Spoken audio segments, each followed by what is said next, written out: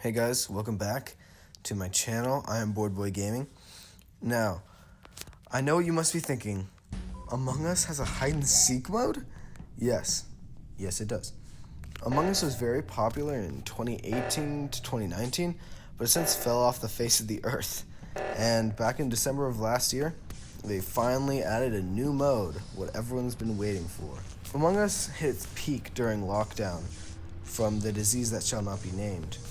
But a lot of people are wondering, which is better? In the hide and seek mode, there's only one imposter rather than the possible 2 or 3. And you, of course, are trying to run away from them and complete your tasks to get the bar down to the final seek time. And you know who the imposter is, which is a good thing.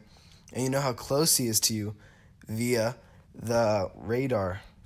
It shows you on a musical scale, might I add, which is always a good addition, how close or how far he is, depending on how loud and how rock the music is. You'll see what I mean.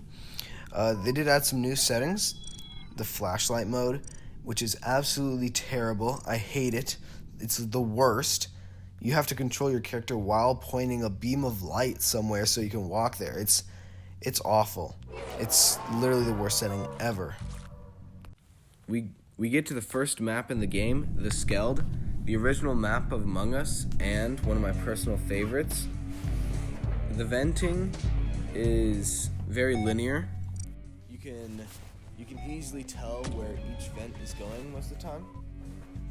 And there's no one vent that brings you all the way across the map like some other maps with events. The size, though, is overall very small, and it favors the seeker in such the seeker can run all the way across the map very fast because of their speed boost, while the hiders are forced to use their vents but ultimately get caught because the seeker is faster and the vents don't bring them extremely far across the map. Now, I feel like it's pretty much 50-50 on win or lose. It really depends on how competent the seeker is. But rather than that, there's a couple hiding spots that I've found in the Skeld.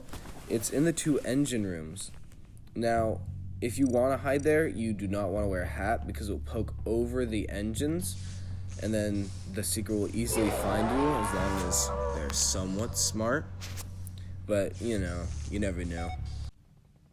Mira HQ, the second map in Among Us. It has sporadic venting options. Like, for example, on Dropship, there's a vent there, and if you vent from Dropship, you can make it all the way to Reactor. And hide and seek, it's very, very cracked, as they say. The size of the map is, it's on the smaller side of medium. It's not too big. It's a perfect size, but the vents are just too crazy for like anything to be really viable. And then the win and loss, I would say that the hiders have a better chance of winning just because they can take the vent from Dropship all the way up to Reactor, and then for the seeker to get to the Reactor, they have to go through the decon doors, which take a while, and by that time they're probably all the way back at the Dropship. Now, I did find some hiding spots. There's a hiding spot behind the Reactor orb. You'll see it. It'll be on screen. And then you can hide in the storage shelves or behind the storage shelves near where the emergency meeting is called. You can go behind the satellite below where the emergency meeting is called. I think it's also the asteroids task, depending. And there's also behind the greenhouse big plant thing. There's also a vent behind there, so if he gets too close and he actually found you, you can just go through the vent and you'll be safe. All in all, a pretty balanced map compared to most others. Pullus is the third map in the game, and one of my favorites is pretty up there with Skeld. I would probably rate this the second best map in all the game. Venting is pretty hard to see most of the time because of the different designs from all the other maps, seeing as it's only holes in the ground on Pullus. Another thing I noticed with the venting is that there's no vent in decon. So once you go through the decon doors, there is no vent until you go through the other doors. Now the size of Pullus is medium, I would say.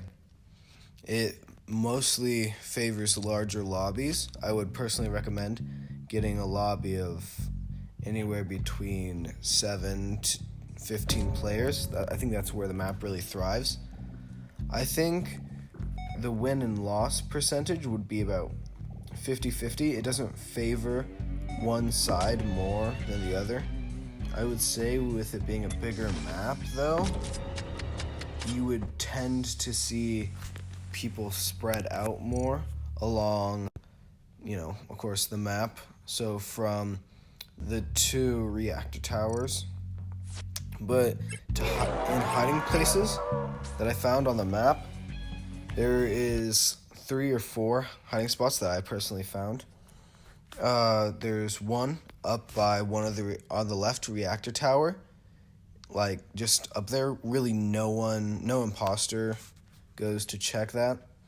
And the other one's at the right reactor tower, and then behind asteroids, and then the rock is the last final hiding spot.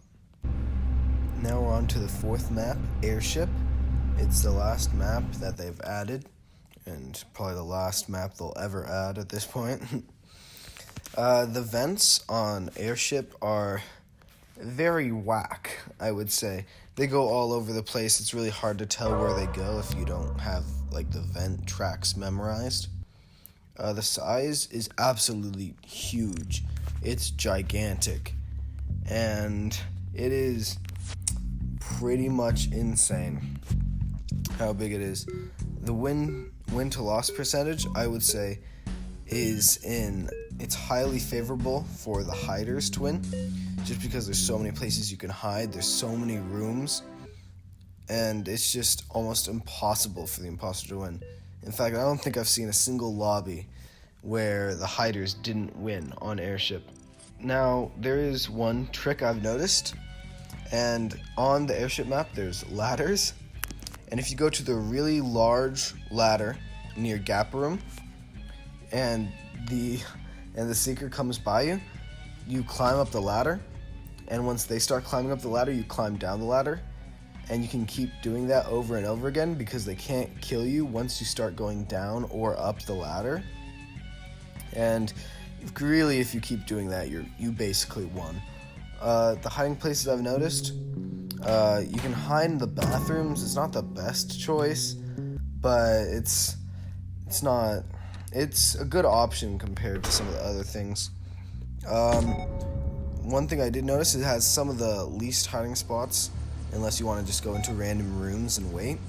You can't really get behind anything that I know of or that I found, so yeah, it's one of my least favorite maps in the normal game and in hide and seek. Now we get to the pros and cons. On hide and seek, it's different. It's new, it's fresh. Even though they haven't been updating their game a lot, it's still fun to play sometimes. There's more of an adrenaline boost running away and almost getting killed by the imposter, or the seeker in this mode, I should call him. It plays more like a horror game, which I personally like, some horror games. And it really gets like I said on my last point, the adrenaline pumping. You don't know what's going to happen. It's very nuanced, you could say. Now, there are some cons. There's less interaction in the entire thing. Much less thought is required, which is sometimes a good thing, but sometimes a bad thing. It also doesn't work on Airship. It's just awful. It's terrible. And there's also less working together. Now, for the regular Among Us, some of the pros are it's fun to play with a group of friends you can actually talk to. So if you can actively talk to them, yo guys, I just saw this person kill this guy, it's much more fun rather than using the chat, especially the quick chat. The quick chat is awful, which is one of my cons. But another one of my pros is it takes much more skill to win usually. You can't just win by going up and down ladders or, venting everywhere. Also, another one of the pros is there's more roles.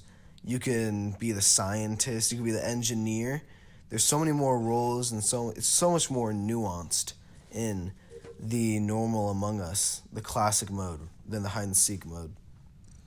Another one of the cons is there's more trolling. People don't take the game seriously, which is understandable, but it's sometimes hard when you're trying to actually play the game. It's hard to communicate depending on which mode you do.